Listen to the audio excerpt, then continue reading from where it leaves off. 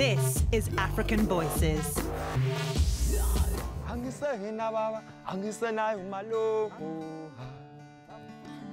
You can call me the White Zulu from Impangeni, with ears that shine like the sun. My Africa is wild, majestic and melodic. I'm David Katasi Jenkins from Durban, South Africa.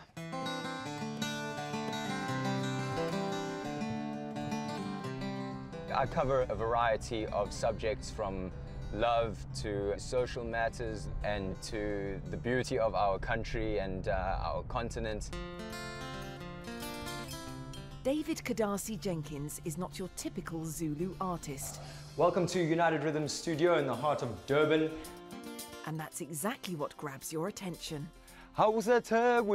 This young musician, who goes by the nickname Kadasi, the Zulu word for white person, has earned a slew of accolades doing exactly what he loves, playing Maskandi music.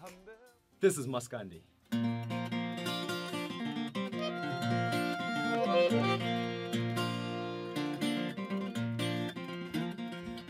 So a Maskandi song is made up of different elements, and basically if we look at the start of a song, we have the ihlabo, the izihlabo, so the introduction, which is usually played on the guitar or the concertina.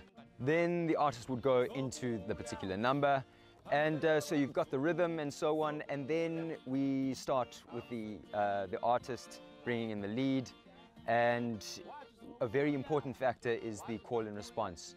It's a huge aspect of Maskandi music. The singer starts with his solo. After that comes the backing, which is very, very important. So we've got.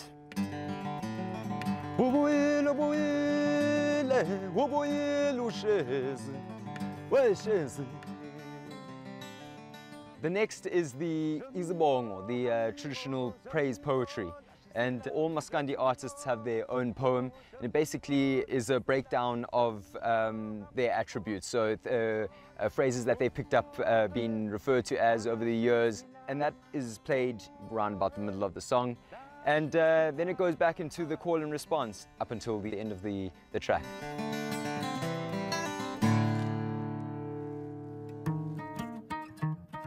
David credits his late father for helping him build a love for Zulu culture.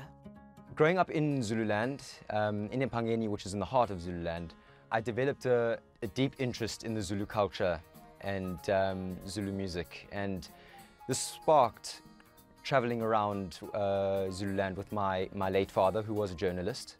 And I'd accompany him when he would cover events, local events, traditional events, whatever it was.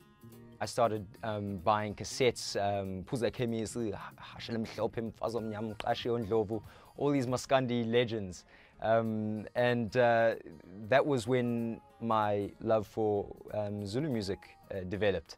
And that just grew from strength to strength. In 2009, I entered a local competition, SA's Got Talent, and that was my first real exposure in terms of a foreign crowd. I mean, I'd performed on school stages, I'd performed for friends and family, but this was a big public audience, and the response was incredible.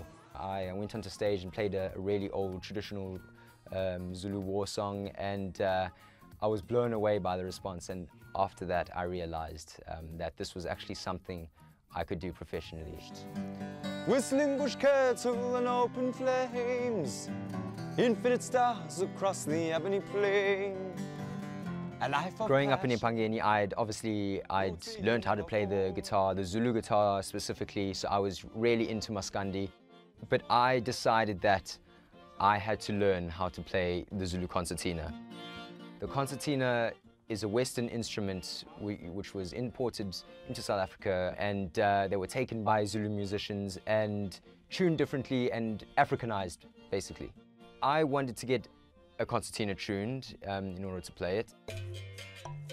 And someone said Maqhinga is the guy to talk to. Maqhinga Hadebe is very well known in the industry. So one day I met Maqhinga in the studio in Durban, and we got the ball rolling, we got the concertina tuned. While that was being tuned, Maqhinga and I had a jam session, and that was the start of my my career. Life of discovery, adventure at every turn. Mother Earth's magnificence will my spirit earn. A couple of years after that, we decided that we would start playing together, possibly on a public platform. And that was the start of Kadasi and Maqhinga, but most importantly, a very strong friendship.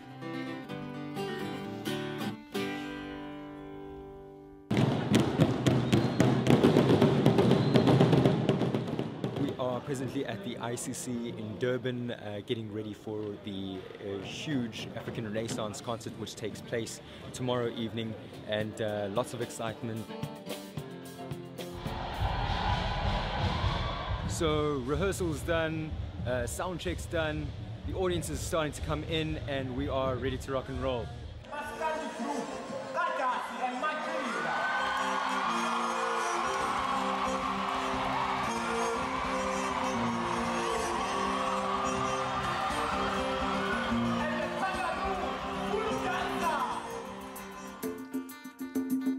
This unusual duo also uses their music to highlight a problem plaguing the African continent.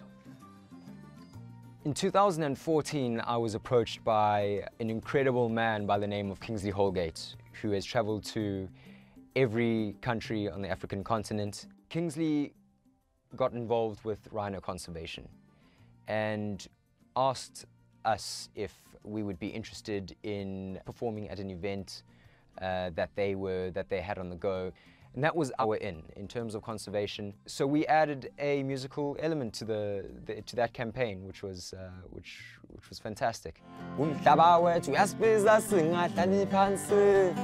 David says he wishes the new generation of Maskandi artists would preserve the old art form. The styles of Maskandi that are being played now are all incredibly similar, and there's no real competition out there. Guys are not wanting to learn how to play the guitar anymore. They're moving further and further away from these powerful styles of Maskandi, the styles that really define traditional Maskandi music. Those are the styles that foreigners love. Maskandi artists need to start making more of an effort to, you know, with their music. I just happen to be a white guy who plays traditional Zulu music. And at the end of the day, skin means nothing. I'm doing what I love, and I want people to believe in what I do.